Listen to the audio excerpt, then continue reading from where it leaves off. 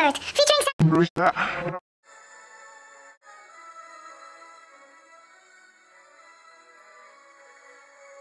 Welcome to the greatest newscast on Earth, featuring Sandra Harkenrod as your newscaster. Hey there, I'm Sandra Harkenrod with you, reporting to you live from a weird room. Today we have ventured into the dark depths of the Revolutionary era. Fun. So let's get started with an interview from John Locke. Hey John. Hey Sandra. So there's one just fundamental question I have to ask. What's that? What do you believe in? That all people are equal, they are free, equal, and have natural rights. That was very poetic. Yeah, I know, right? So what's your quote? All people are free, equal, and have natural rights of liberty, life, and property that they can rule, and people cannot take over. Wow, bravo, bravo. Yeah, people are supposed to have this type of stuff. Okay, well, it's time to go to our next act, or interview.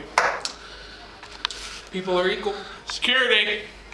Final leave. Okay, bye. Okay, that was fun. Now, in other news, Thomas Paine writes the pamphlet Common Sense. And if you're the fifth caller, you'll be able to get your own free copy. Now, here's an exclusive video of us declaring independence from Great Britain.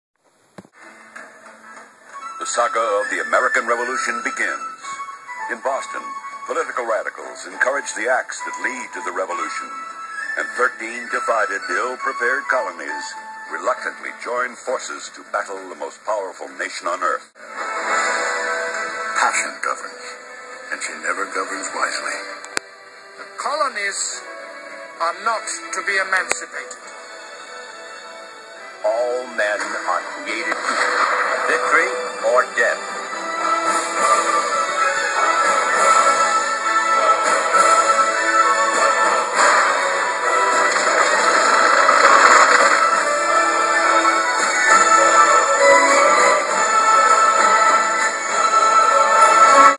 Yes, that was awesome. Okay, now another fun interview with our very own Thomas Paine. Hey Sandra. Hey dude, so Yeah, you're a newscaster. well, duh, do you have any common sense at all? Well, that's what I wrote. Hello. What's that supposed to mean? Never mind. What, you want to go? I don't believe in I begin by saying I don't believe in American. fighting. Whew. Okay, we're back. Sorry, Thomas, geez, how idiotic are people, huh? Speak for yourself. That's why I made Common Sense, sort of. Well, what is common sense all about? Was the challenge of the rule of Britain. Well, duh, but go into more specific detail.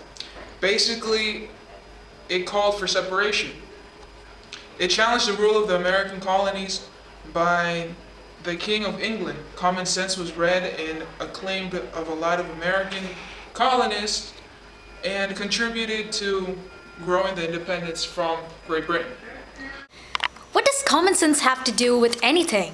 Common sense has everything to do with everyday life. When Thomas wrote Common Sense, Thomas Jefferson took those ideas with some of John Locke's perspectives and wrote the Declaration of Independence. Alright, we're gonna take a short break and we'll be back with the famous Thomas Jefferson. Welcome back to the most boring newscast ever. JK. But seriously, not really. So far, we have slept and wept through two very interesting interviews, of Mr. John Locke and Mr. Thomas Paine. Now, here's another interview with one of our presidents, the man who wrote the Declaration of Independence, Thomas Jefferson. Hey, 60. Hey, Tommy. It's Thomas Jefferson. But you can call me Mr. Thomas Jefferson. Yeah, right. Okay, Tommy. We had some very important guests earlier, John Locke and Thomas Paine. Why, yes, they are very important. Why? Well, without their knowledge and common sense, I wouldn't have been able to actually get the ideas to write the Declaration of Independence. So what ideas did you steal exactly? I didn't steal them. Just use them wisely. Well, from Mr. Locke, I stole them. I mean, wisely in his knowledge of natural rights, and from Mr. Paine, his pamphlet, Common Sense, challenged rule. It challenged government, and that was what was in the Declaration of Independence. What is included within the Declaration of Independence? Power to the people, man. Power to the people. just in case if the government doesn't follow the Constitution, the people can simply overthrow them. It also gives people the right in the document for equal rights. Very well said, Tommy. So, we have to get on with the show. Is there anything else you would like to say? Life, liberty, and pursuit of happiness are the way to go. Very good. The war expands. The first battle broke out in Lexington and Concord. Tragic. Also, there's a new style of society for the war. We have the Patriots, and there are loyalists who support Britain's government, or King George III to be exact. Also, another fight broke out in Boston. So many of 5 people died. People know it as the Boston Massacre. Wow, that was a lot. Can I get some water? Thank you. Oof. God. Parched.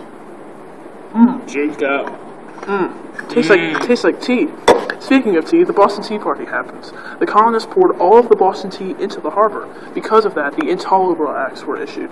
Just a series of laws to punish the colonists. Oof. Now, with other government issues, the Second Continental Congress was convened today. It's getting so cold in here. I bet it's really cold in Valley of Forge, where American Continental Army is in the winter.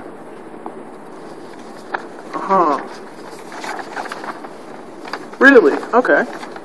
Well, I've got some crazy and very good news, folks.